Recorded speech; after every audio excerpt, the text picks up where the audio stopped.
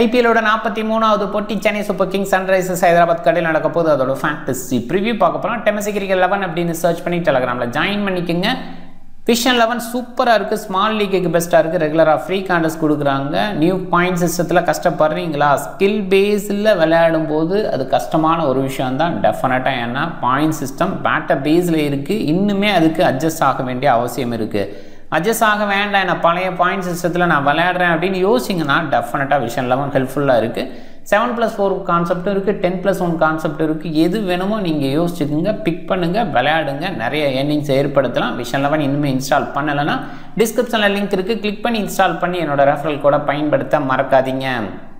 MA Chidambaram stadium சென்னையில் தான் இந்த போட்டி. மழைக்கான வாய்ப்பு இல்லை. ஏப்ரல் 25 7:30 PM மேட்ச் ஸ்டார்ட் ஆகுது. டோட்டலாக 2021 32 போட்டி. அதில் பேட் ஃபர்ஸ்ட்டுக்கு 16 வெற்றி, சேசிங்க்கு 16 வெற்றி, 163 பேட் ஃபர்ஸ்ட்டுக்கான ஆவரேஜ். பேட் ஃபர்ஸ்ட் பண்ணும்போது 6 விக்கெட் ஆவரேஜாக, சேஸ் பண்ணும்போது 5 விக்கெட் ஆவரேஜாக. ஹை ஸ்கோர் சிஎஸ்கே அடிச்சிருக்காங்க, ஓவராலாகவும் சரி இப்பயும் சரி, இந்த 4 வருஷத்துலையும் சரி. அண்ட் சிஎஸ்கே லோ ஸ்கோர் 103 போன போட்டியில் அடித்தாங்க கடந்த 4 வருஷத்தில். அப்படிங்கிற இடத்துல நான் ஆர்சிபியை பொறுத்த வரைக்கும் 70க்கு 10 அப்படின்னு லோவாக இருக்குங்க. இது ஓவராலாக லோ ஸ்கோர். அண்ட் 150க்கு பிலோவா 11 டைம்ஸ், 190க்கு எபோவா 7 டைம்ஸ், மீடியம் ஸ்கோர் 14 டைம்ஸ். இந்த மீடியம் ஸ்கோரை எதிர்பார்த்து போகணும். அகெயின்ஸ்ட் எஸ்ஆர்ஹெச் விளையாடுறதுனால என்ன மாதிரி ட்ராக் கொடுக்க போகிறாங்க? ஒரு ரெட் சாயில் கொடுக்கறதுக்கான வாய்ப்பு கொஞ்சம் அதிகம். ஏன்னா எஸ்ஆர்ஹெச் நிறைய பிளாக் சாயில் விளையாடுவாங்க, இன்றைக்கி ரெட் சாயில் கொடுக்கறதுக்கான வாய்ப்பு நான் யோசிக்கிறேன். அண்ட் சிஎஸ்கே பொறுத்த வரைக்கும் சென்னையை கோட்டையாக வச்சுருந்துருக்காங்க, பட் இந்த சீசனில் கொஞ்சம் டவுனாக இருக்காங்க. அதுக்கு காரணம் அவங்களோட செலெக்ஷன் பேஸ்னு விஷயம் தான் நான் சொல்லுவேன். 75 போட்டியில் 51 வெற்றி, 24 லாஸு, 31 பேட் ஃபர்ஸ்ட்டுக்கான வின்னாகவும், சேஸ் பண்ணும்போது 20 வின்னாகவும் இருந்திருக்கு. 171 பேட் ஃபர்ஸ்ட்டுக்கான ஆவரேஜ், அண்ட் சேஸ் பண்ணும்போது 150. அண்ட் பேட் ஃபர்ஸ்ட் பண்ணும்போது சேஸ் பண்ணும்போது 5 விக்கெட் ஆவரேஜாக விட்டுருக்காங்க. 208 வரைக்கும் சேஸ் பண்ண முடிஞ்சிருக்கு. எஸ்ஆர்ஹெச் 12 போட்டியில் 10ல் தோற்றுருக்காங்க, 2ல் மட்டும்தான் ஜெயிச்சிருக்காங்க. அதில் பேட் ஃபர்ஸ்ட்டில் ஒரு வின்னு, சேஸில் ஒரு வின்னு. ஆவரேஜாக அந்த 150 ரேஞ்சில் தான் பேட் ஃபர்ஸ்ட் பண்ணும்போது சேஸ் பண்ணும்போது இருந்திருக்காங்க. அவங்க விக்கெட் பேஸில் 6 விக்கெட் பேட் ஃபர்ஸ்ட் பண்ணும்போதும் சேஸ் பண்ணும்போதும் ஆவரேஜாக விட்டுருக்காங்க. அவங்க சக்ஸஸ்ஃபுல்லாக 121 தான் சேஸ் பண்ணியிருக்காங்க. அண்ட் ரீசன்ட் ஸ்கோர்ஸ் கொஞ்சம் டவுனாக இருந்தது. போன சீசனில் சில 200 பெல்டராக ட்ராக்ஸ் எல்லாம் கொடுத்தாங்க, கொஞ்சம் யூஸ்ஃபுல்லாகவும் இருந்தது. மிடில் பேஸில் இருக்கிற பிளேயர்ஸ் நல்லா பண்ணாங்க. டாப்பில் ஓப்பனிங் பிளேயர்ஸு சிஎஸ்கேல டீசெண்டாக பண்ணாங்க. இந்த மாதிரி விஷயங்கள் ஒரு சில 200 ஏற்படுத்துச்சு அப்படின்னு சொல்லலாம். இந்த சீசனை பொறுத்த வரைக்கும் டோட்டலாகவே டவுனாக இருக்காங்க, அந்தளவுக்கு கிரேட் அவுட்புட் வரலை. சென்னை சூப்பர் கிங்ஸ் ஓவர்சீஸில் ரவீந்திரா, ஓவர்டன், நூர் அகமது அண்ட் பதிரானா.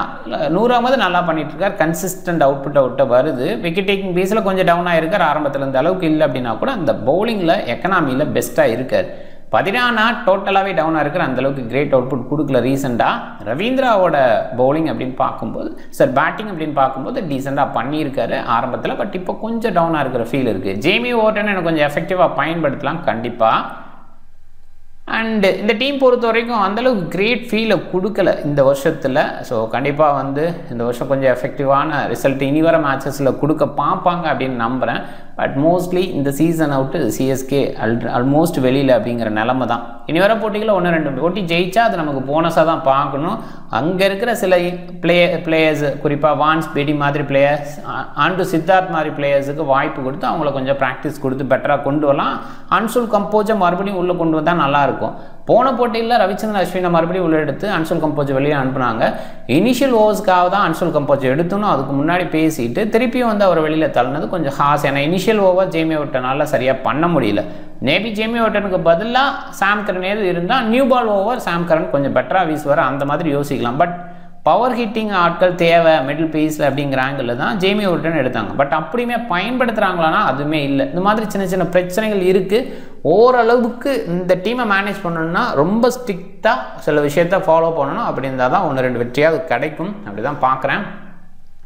ஷேக் ரஷீது, ரவீந்திரா, ஆயுஷ் மாத்ரே அந்த டாப் 3 கொஞ்சம் இன்எக்ஸ்பீரியன்ஸ் தான். ரவீந்திரா பொறுத்த வரைக்கும் கடந்த சீசனில் விளையாண்டார், ஓரளவுக்கு நல்லா விளையாடக்கூடிய பிளேயர் தான். பட் இருந்தாலுமே கன்சிஸ்டன்ட் பேஸில் இப்போ இல்லை, அதுதான் பார்க்குறோம். ரஷீது இங்கே சிஎஸ்கே கூட இருந்திருக்காரு, ஓரளவுக்கு கேதர் பண்ணியிருப்பார்.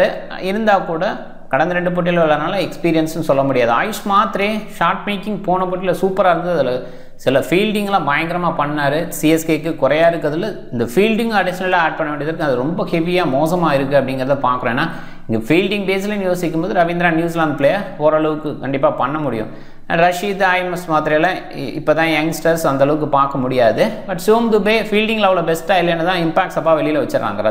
இதில் ரவீந்திர ஜடேஜா மட்டும் பெஸ்ட்டாக பண்ணுவார். எம்எஸ் தோனியோட விக்கெட் கீப்பிங் நல்லாயிருக்கும், அது நமக்கு தெரியும். விஜய் சங்கர், அஸ்வின், நூர் அகமது, கலீல், பதிரானா இவங்க யாருமே ஃபீல்டிங் பேஸில் பார்க்கும்போது ரொம்ப ஸ்மார்ட்னு தான் சொல்லணும். இதுதான் சென்னை சூப்பர் கிங்ஸோட மைனஸாகவும் பார்க்குறேன். ஏன்னா பவுலிங் பேஸில் கண்டிப்பாக ஸ்ட்ராங்காக ஃபீல் பண்ணலாம். நூர் அகமது, கலீல், பதிரானா, அஸ்வின் அப்படின்னு பார்க்கும்போது கூட ஜடேஜா இவங்கெல்லாம் வேர்ல்ட் கிளாஸ் பவுலர்ஸ். இந்த இடத்துல பார்க்கும்போது டெஃபினட்டாக பவுலிங் நல்லா இருந்தால் கூட அந்த ஃபீல்டிங்கில் சில ட்ராப்ஸ் எல்லாம் இருக்கிறது டீமுக்கு ரொம்ப மைனஸாக போய்கிட்டு இருக்குது. எம்எஸ் தோனி, சிவம் துபே பேட்டிங் பேஸில் மெட்டில் ஒரு ஸ்டெபிலிட்டி கொடுக்குறாங்க. ஸ்டில் ஜேமி ஓவர்னா மேலே அனுப்பி கொஞ்சம் குயிக்காக ஆட வைக்கலாம். கொஞ்சம் பாசிபிளாக ஒரு 14 ஓவர் 15 ஓவர் இந்த ரேஞ்சில் அனுப்பலாம். பட் ஸ்பின்னர்ஸுக்கு எகென்ஸ்டாக தடுமாறுவார் அப்படின்ற இடத்துல பேசர்ஸுக்கு எகென்ஸ்டாக பயன்படுத்தலாம் அப்படிங்கிற ஆங்கிளில் தான் யோசிக்கிறாங்க. பட் ஸ்டில் கொஞ்சம் பயன்படுத்தலாம். 1-2 ஹிட்டிங் போகும். அண்ட் ஸ்பின்னரை சுத்தமாக விளையாட மாட்டார் அப்படிங்கிற மாதிரி இருந்தால் அப்புறம் எதுக்கு ஒரு டீமில் எடுக்கணும் அப்படிங்கிற அந்த கேள்வி வருது. எனிவே ஜேமி ஓவர்டனை நான் பெட்டராக பயன்படுத்தலாம். விஜய் சங்கரை சுத்தமாக பயன்படுத்துறது இல்லை. ஏன்னா நம்ம 4 ரவீந்திர ஜடேஜா அனுப்புனதுலேருந்து விஜய் சங்கர் கீழே தான் வராரு. ஒருவேளை டாப் ஆர்டர் கொலாப்ஸ்னா விஜய் சங்கர் மேலே வரலாம், அந்த ஒரு விஷயந்தான். அண்ட் ரவிச்சந்திரன் அஸ்வின் ஓரளவுக்கு ஓகே. பட் இந்த சீசனில் பெஸ்ட்டாகவே பவுல் பண்ணலை அப்படிங்கிறது இருக்குது. நம்பர் பேஸில் பார்ப்போம். ஷேக் ரஷீத் கடந்த 2 போட்டியில் ஒரு ஸ்டார்ட் கொடுத்துருக்காரு. அது கண்டிப்பாக தேவையான ஒரு விஷயமா பார்க்குறேன் சிஎஸ்கேக்கு. அண்ட் ரவீந்திரா பாருங்கள் ரீசெண்டாக சொதப்பியிருக்கார். 230+ அப்படின்றத தவிர்த்து பெருசாக இல்லை. ஹைஸ் மாத்திரை போன போட்டி வந்தார், குயிக்காக அடித்தார், 200+ ஸ்ட்ரைக் ரேட்டில் ஆடினார். ரவீந்திர ஜடேஜா ரீசெண்டாக சில இன்னிங்ஸு குறிப்பாக மேலே அனுப்ப பார்க்குறாங்க. அதில் போன போட்டியில் ஒரு சக்ஸஸ்ஃபுல்லான இன்னிங்ஸ் இருந்தது, கண்டிப்பாக டீசெண்டாக பார்க்கலாம். சிவம் துபே ரீசெண்டாக நல்லா விளையாண்டுட்டுருக்கார். சொல்லப்போனால் அவர் கொஞ்சம் ஸ்டெடி பண்ணி கொண்டு போகிறார். இதுக்கு முன்னாடி அப்படி பார்த்ததில்ல சிவம் துபேவை. டாப் ஆர்டர் நல்லா பண்ணால் இவர் கொஞ்சம் குயிக்காக ஆடுவார். இப்போ அவருக்கு ஃப்ரீ ஃப்ளோ கிடைக்க மாட்டேங்குது டாப் ஆர்டர் அவ்வளோ சிறப்பாக பண்ணாதனால. இவர் கொஞ்சம் ஸ்டெடி பண்ணிவிட்டு அப்புறம் பேக் ஹேண்டில் அடிக்க பார்க்குறாரு. இது நல்லாவும் பார்க்கலாம். எம்எஸ் தோனியை பொறுத்தவரை ஓரளவுக்கு வரும்போது ஓரளவுக்கு டீசெண்டாக விளையாடுறாரு. கடைசி 10 பால் 15 பால் இந்த மாதிரி ரேஞ்சில் பிடிக்கணும்னு நினைக்கிறாரு. அப்படி இப்போ விடமாட்டுறாங்க, மேலே விக்கெட்ஸ் விழுந்துருது. அதனால தான் பால்ஸ் அதிகமாக பிடிச்சிருக்காரு. 26 பால் 12 பால் 4 பால் 11 பால் அப்படிங்கிற மாதிரி இருந்துகிட்ருக்கு. ஸோ கண்டிப்பாக இது போன சீசனில் அதிகமாக பார்க்கல. பட் இந்த சீசனில் முன்னாடியே வர மாதிரி ஒரு ஃபீல் இருக்கிறதுக்கான டாப் ஆர்டர்ஸ் கொலாப்ஸ் ஆகிறாங்க. ஜேமி ஓவர்டன் இன்னும் கொஞ்சம் பெட்டராக பயன்படுத்தலாம். நாட் அவுட்ஸில் முடிச்சிருக்காரு. 2 மேட்ச் மட்டும் தான் கிடச்சிருக்கு. ஒரு பேட்டிங் பேஸில் வச்சுருக்கோன்னா ஏன் அவ்வளோ லேட்டு அப்படிங்கிற கேள்வி வருது டெஃபினட்டாக. விஜய் சங்கர் அனுப்பும் போது ஓரளவுக்கு டீசெண்டாக விளையாடுறாரு மேலே. பட் நிறைய கேஷ் ட்ராப்புக்கு அப்புறம் தான் அந்த அவுட்புட் கிடச்சிருக்கு. பவுலிங்கில் ரவீந்திர ஜடேஜா அந்தளவுக்கு கிரேட்டாக இல்லை. ஸோ போன சீசன் ஓவராலாக பார்க்கும்போது அப்படி பெஸ்ட்டு பவுலர் அப்படிங்கிற மாதிரி ஐபிஎல்ல சொல்ல முடியாது. இருந்தாலும் ஓரளவுக்கு கண்ட்ரோல் கொடுக்க முடியும். ஒரு ஃபினிஷிங் ரோலில் சில நேரங்களில் எண்டில் 6 கொடுக்க முடியும். அந்த மாதிரி விஷயந்தான். ஜேமி ஓவர்டனோட பவுலிங்கில் விக்கெட்டே விழல பாருங்கள். அண்ட் ரவிச்சந்திரன் அஸ்வின் கஷ்டப்படுறார் விக்கெட் டேக்கிங் பேஸில். நூர் அகமது கடந்த 2 போட்டியில் விக்கெட் எடுக்கல, டாப்பில் இருந்தார் முன்னாடி விக்கெட் டேக்கிங்கில். தொடர்ந்து நிறைய விக்கெட் எடுத்துகிட்டு இருந்தார். இப்போ கொஞ்சம் டவுன் ஆகிருக்காரு. அதுதான் அவரோட மோட். நான் சொன்னேன் ஆரம்ப போட்டியிலே சொன்னேன், அவருக்கு ஒரு மோட் செட் ஆகிடுச்சு.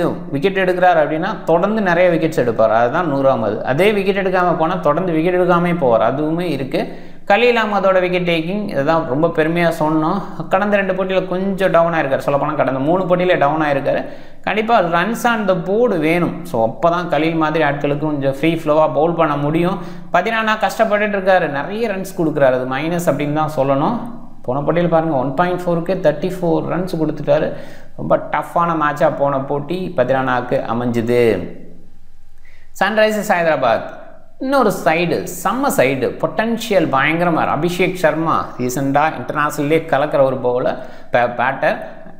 Travis Head, Ishan Kishan, Nitish Kumar, Heinrich Klaasen, இப்போ அனிகேட் வர்மா. இவரை வேணால் தெரியாமல் இருக்கலாம். பட் இந்த சீசனில் இந்த எல்லா பிளேயர்ஸும் டவுன் ஆகிற அந்த இடத்துல கூட அனிகேட் வர்மா சூப்பராக விளையாண்டுருக்காரு அப்படின்னு ஷோ பண்ணியிருக்காரு. அபினவ் மனோகர் போன போட்டியில் வந்தார். அந்த இடத்துல ஒரு கேள்வி இருக்குது. மேபி அபினவ் மனோகருக்கு பதிலாக முகமது சமி எடுத்துகிட்டு வரலாம் அப்படிங்கிற அந்த இது இருக்குது. டாப் ஆர்டர் ஓகேவாக இருந்தால் முகமது சமி தான் எடுத்துகிட்டு வருவாங்க.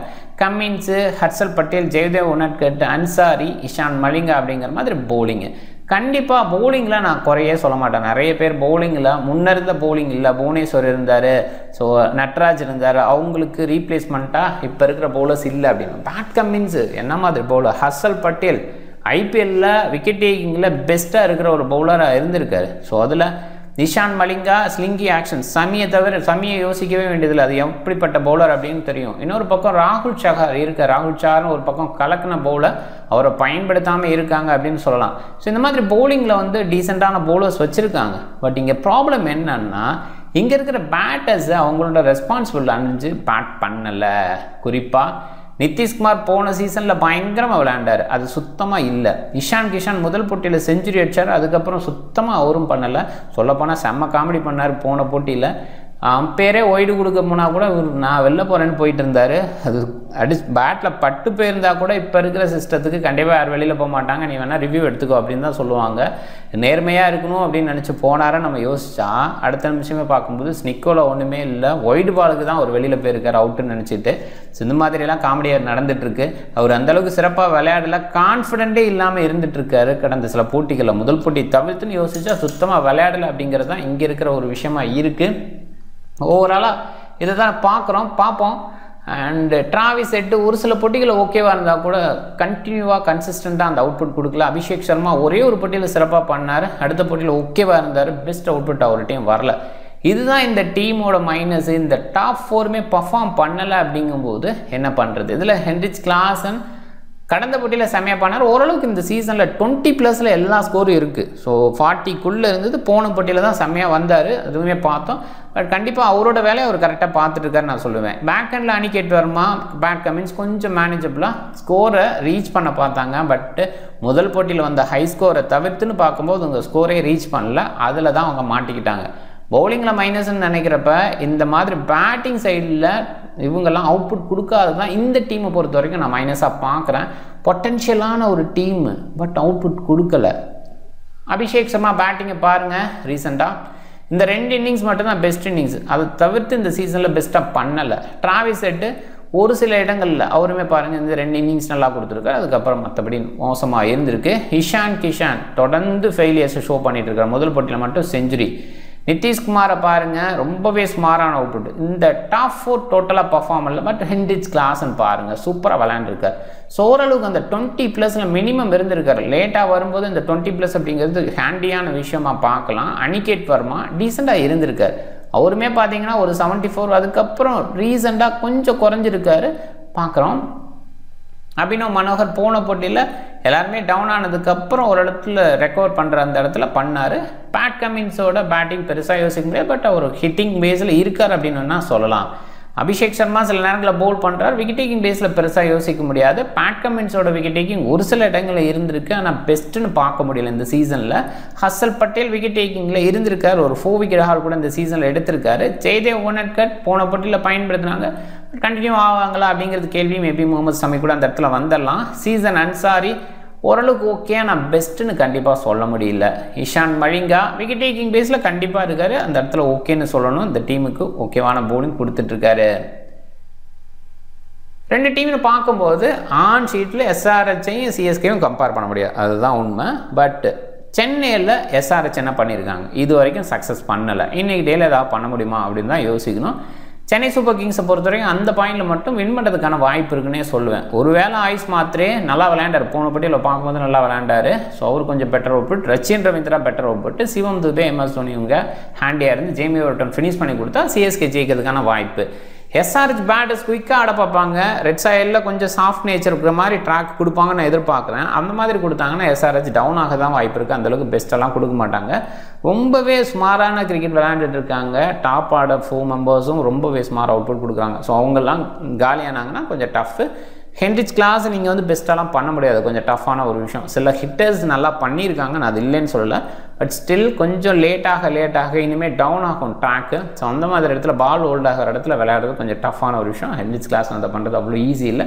ஷார்ட் பால் போடுறதுக்கு இங்கே பவுலரும் இல்லை. ஸோ அதெல்லாம் கொஞ்சம் மைண்ட் பண்ணணும். அதனால் எஸ்ஆர்ஹெச் இந்த இடத்துல தோல்வி அடைகிறதுக்கான வாய்ப்பு ரொம்ப அதிகம். ஜென்ரலாக சிஎஸ்கே இந்த மாதிரி ஒரு பொட்டன்ஷியல் இல்லாத யூனிட்டை வச்சுட்டு சிஎஸ்கே ஜெயிப்பாங்க அப்படின்னு சொல்கிறது டஃப் தான். பட் எஸ்ஆர்ஹெச்சோட பேட்டர்ஸ் பர்ஃபார்ம் பண்ணுறதை பார்க்கும்போது தோற்றுருவாங்கன்னு தான் தோணுது. அதனால் சிஎஸ்கே ஜெயிக்கிறதுக்கான வாய்ப்பு அதிகம். நியூ பாலில் கலீல் அண்டு ஜேமி வார்டன் எடுத்துப்பாங்க, கொஞ்சம் டஃப்பான கால் தான். மேபி இந்த போட்டியில் அஸ்வின் இல்லாமல் அன்சுல் கம்போஸ் மறுபடியும் வரதுக்கான வாய்ப்புன்னு நான் பார்க்குறேன். அப்படின்னு தான் ஓரளவுக்கு பேலன்ஸ்டாக ஃபீல் பண்ணலாம். இல்லை அஸ்வின் வச்சுக்கணுன்னா விஜய் சங்கரை தூக்கிட்டு கூட அன்சுல் கம்போஸ் எடுத்துக்கலாம். ஆனால் விஜய் சங்கரை எதுக்கு வச்சுருக்காங்கன்னு தெரியல. ஏன்னா பயன்படுத்துறது இல்லை. ரவீந்திர ஜடேஜாவை மேலே ப்ரொமோட் பண்ணணுங்கிற முடிவில் இருக்காங்க. அப்படிங்கும்போது விஜய் சங்கர் வந்து பயன்படுத்தலை அப்படிங்கிறது தான் அங்கே ஃபேக்ட்டு. பேக்கெண்டில் ஹிட் பண்ணுவார்னு எதுவும் வச்சுருக்காங்களா மறந்துட்டு அப்படிங்கிற மாதிரி யோசிக்க தோணுது. எனிவே விஜய் சங்கருக்கு பதிலாக அன்சுல் கம்போஸே எடுத்துகிட்டு வந்துடலாம். அஸ்வின் இருந்தால் இருந்துட்டு போட்டோம். ஏன்னா விஜய் சங்கர் அளவுக்கு அஸ்வினால் பேட் பண்ண முடியும் அப்படின்னு தான் நான் நினைக்கிறேன். எனிவே இங்கே பவுலிங் பேஸில் மிடில் பேஸில் அஸ்வின் சில லெஃப்ட் ஹேண்டர்ஸ் மேபி சில லெஃப்ட் ஹேண்டர்ஸை பேஸ் பண்ணி இனிஷியலாக அஸ்வினை பயன்படுத்தினாலும் ரெட் சாயில் இனிஷியலாக அந்த ஹார்ட் பாலை கிரிப் பண்ணி போடக்கூடிய எபிலிட்டி அஸ்வினுக்கு இருக்குது. அப்படிங்கிறதுனால இந்த எஸ்ஆர்ஹெச்சோட நியூ பால் பாசிபிளாக உனட்கட் ஒரு பக்கம் ஒரு லெஃப்ட் ஹேண்ட் பவுலர் கூட வந்துட்டு பேட் கமின்ஸ் அப்படின்னு ஸ்டார்ட் பண்ணலாம். இல்லை சமி இருந்தால் கண்டிப்பாக சமி தான் நியூ பால் எடுத்து ஸ்டார்ட் பண்ணுவோம். ஹர்ஷல் பட்டேல், இஷான் மலிங்கா மிடில் பேஸில் அண்ட் அன்சாரி. ஸோ ஒரு ஒன் மோர் பவுலர் அப்படிங்கிற மாதிரி டெஃபினட்டாக ஸ்பின் பவுலர் எடுத்து வந்தால் நல்லாயிருக்கும். ஏன்னா எக்ஸ்ட்ரா ஸ்பின்னர் எடுத்துகிட்டு வர்றது தான் இந்த போட்டியை பொறுத்த வரைக்கும் சரியான ஒரு விஷயமா இருக்கும். சிஎஸ்கேக்கு எகென்ஸ்டாக விளையாடும் போது பண்ணுவாங்களா பார்க்கணும். பவுலிங் ஆப்ஷனில் ஒரு ஆப்ஷன் ஜேமி ஓட்டனோட ஓவர் தான் கொஞ்சம் குறைவாக கொடுக்குறாங்க. அந்தளவுக்கு ஒரு சரியாக பண்ணலைங்கிறது தான். ஒரு ஸ்லோ பேஸில் தான் வீசுகிறாரு. அதுவுமே ஷார்ட் பால் நிறைய போடுறாரு. அது கொஞ்சம் டஃப்பான ஒரு விஷயம். மேபி இன்றைக்கி இந்த பர்டிகுலர் கிரவுண்டுக்கு கொஞ்சம் கிளிக் ஆகலாம். ஏன்னா பவுண்டரி டைமென்ஷன் பெருசாக இருக்கும் சென்னை கிரவுண்டை பொறுத்த வரைக்கும். பவுண்டரி டைமென்ஷனை யோசிக்கும் போது டெஃபினட்டாக ஜேமி ஓட்டன் கொஞ்சம் பெட்டர் அவுட்புட் கொடுக்கலான்னு தோணுது. பண்ணவரை பார்க்கலாம். And full quota Noor Ahmad, Khaleel and Pathirana அவங்க தான் நிறைய வீசுகிறாங்க. கலீல் அண்ட் பதிரானா ஸ்லாகில் வீசுறதுக்கான வாய்ப்பு. இந்த side bowling option Abhishek Sharma அடிஷ்னலாக இருக்காரானா சில போட்டிகளை பயன்படுத்தாமல் இருக்காங்க, பார்க்கணும். அண்ட் சமி எக்ஸ்ட்ரா வரதுக்கு வாய்ப்பு இருக்குது அபினோவுக்கு பதிலாக. ஸோ அதை பார்த்துக்கலாம். Pat Cummins Harshal Patel, Ishan Malinga mostly முழுமையான ஓவர் வீசுகிறாங்க. ஹர்ஷல் அண்ட் இஷான் மலிங்கா எண்டோரில் வீசுறதுக்கான வாய்ப்பு. சமி இருந்தால் எண்டோரில் கொடுக்கலாம். சமி ரீசெண்டாக எண்டோரில் நிறைய ரன்ஸ் கொடுக்குறதுனால கொஞ்சம் மாற்றி யோசிக்க பார்ப்பாங்க. ஹெட்டுகட்டில் சிஎஸ்கே 15, எஸ்ஆர்ஹெச் 6 அப்படிங்கிற மாதிரி இருக்காங்க. கண்டிப்பாக பெரிய லெவலில் டிஃப்ரென்ஸு இந்த நம்பர். கிட்டத்தட்ட 3 போட்டியில் ஒரு போட்டிங்கிற ரேஞ்சில் சிஎஸ்கே ஜெயிச்சிருக்காங்க, பார்க்கலாம். அண்டு ரீசெண்டாக சிஎஸ்கே ஜெயிக்க கஷ்டப்பட்டு இருக்காங்க. ஒரே ஒரு போட்டியில் தான் ஜெயிச்சிருக்காங்க. அதே மாதிரி தான் எஸ்ஆர்ஹெச் கடந்த 5 போட்டியில் ஒரே ஒரு போட்டியில் தான் ஜெயிச்சிருக்காங்க. லாஸ்ட் 10 மேட்சஸ் சிஎஸ்கே எஸ்ஆர்ஹெச்சுக்கு எகென்ஸ்டாக பார்க்கும்போது சிஎஸ்கே எப்பயுமே டாமினேட் பண்ணுவாங்க எஸ்ஆர்ஹெச்சுக்கு எகென்ஸ்டாக. அதுதான் ரொம்ப நிறைய பார்த்துருக்கோம். அதில் குறிப்பாக எம்ஏ சிதம்பரம் ஸ்டேடியம்னா சிஎஸ்கே தான் டாமினேட் பண்ணியிருக்காங்க. 10 போட்டியில் சொல்லப்போனால் 10 போட்டியில் 2 போட்டி மட்டுமே 10-2 அப்படிங்கிற ரேஞ்சில் தான் ஜெயிச்சிருக்காங்க. 12 போட்டியில் 2 ஜெயிச்சிருக்காங்க, 10 தோற்றுருக்காங்க. அப்படின்றது எஸ்ஆர்ஹெச்சுக்கு இருக்கிற ஒரு விஷயம். இந்த பர்டிகுலர் கிரவுண்டில் டாப் 14 என்னோட மைண்டில் ஜஸ்ட் பார்த்துங்க. எம்எஸ் தோனி மாதிரி ஆட்கள்லாம் உள்ளே வருவாங்க அப்படின்னு நம்புகிறேன். ஏன்னா டாப் ஆட சின்னதாக ஒரு மேபி சமி மாதிரி ஆட்கள் வந்தாங்கன்னா அங்கே அவ்வளோ ஈஸி கிடையாது. ஷேக் ரஷீது, ரவீந்திரா அவங்களுக்குலாம். ஸோ அந்த மாதிரி இடத்துல யோசிக்கும் போது எம்எஸ் தோனி உள்ளே வரதுக்கு வாய்ப்பு இருக்குது. ஸோ அவங்களெல்லாம் கொஞ்சம் யோசிச்சு வச்சுருக்கேன். அண்டு சிவம் துபே அவங்கெல்லாம் ஸ்டெபிலிட்டி மிடில் கொடுக்கலாம். ஜடேஜா மாதிரி ஆட்கள் இப்போ கொஞ்சம் மேலே வரதுனால இன்னுமே பெட்டர் அவுட்புட் கொடுக்கலாம். பிக் பேஸில் ஷேக் ரஷீது, சீசன் அன்சாரி, பதிரானா, இஷான் மலிங்கா. சீசன் அன்சாரியை ஒரு பாயிண்டில் யோசிக்கிறேன். என்ன பாயிண்ட்லன்னா ஒரு டீசெண்டான பவுலிங் கொடுக்க முடியும். இந்த மாதிரி பவுண்டரி டைமென்ஷன் இருக்கும்போது அவரோட பவுலிங் நல்லா இருக்க வாய்ப்பு இருக்குது. பதிரானா நிறைய பிக் பேஸில் குறைவாக பிக் பண்ணியிருக்காங்க. ஸோ கண்டிப்பாக வந்துட்டு சென்னையில் நல்லா பண்ணியிருக்காரு. அண்ட் எண்டில் கொஞ்சம் விக்கெட்ஸ் விடுற பேட்டர்ஸாக இருக்காங்க. அந்த பேஸ்லையும் யோசிக்கலாம். இஷான் மலிங்கா அவரோட ஸ்லிங்கி ஆக்ஷன், ஸோ ஒரு ஸ்ரீலங்கன் உள்ளே வரலாம் அப்படின்னு தோணுது. Abhishek Sharma, Travis Head, Heinrich கிளாஸ்னு நிறைய பேர் கேப்டனாக ட்ரை பண்ணுறாங்க. அவ்வளோ ஈஸி கிடையாது இந்த பர்டிகுலர். இவங்க 3 பேருமே அவ்வளோ பெரிய ஃபார்மில் இல்லை, அதனால் டஃப்பு தான்.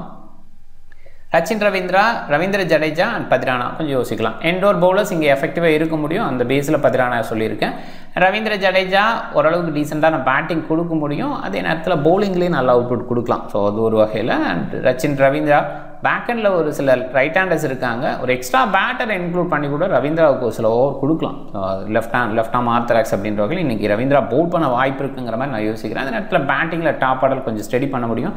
எப்பயுமே ஓப்பனர்ஸ் குறிப்பாக லெஃப்ட் ஹேண்டர்ஸுக்கு நல்ல சக்ஸஸ் வந்து சென்னை கிரவுண்ட் கொடுத்துருக்கு. அந்த பேஸில் ரச்சின் ரவீந்திராவை யோசிக்கலாம். Wicket keeper Heinrich Klaasen, MS Dhoni எடுக்கிறது சாய்ஸு, டீசன்ட் சாய்ஸு, பார்க்கலாம். கிராண்ட் லீக்கில் ட்ரை பண்ணுறதுக்கு. ஹெட்டு ஒரு சில டீம்ஸில் சிவம் துபே, ரச்சின் ரவீந்திரா, நிதிஷ்குமார் அந்தளவுக்கு கிரேட்டாக இல்லை.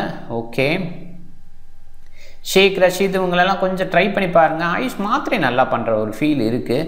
அபிஷேக் சர்மா மேபி பவுல் பண்ணலாம். ஒரு ஸ்பின்னரை எக்ஸ்ட்ரா எடுத்துகிட்டு வரணும்னா அபிஷேக் சர்மாவை எடுத்துக்கிறது பெட்டர். ரவீந்திர ஜடேஜா நல்ல சாய்ஸு.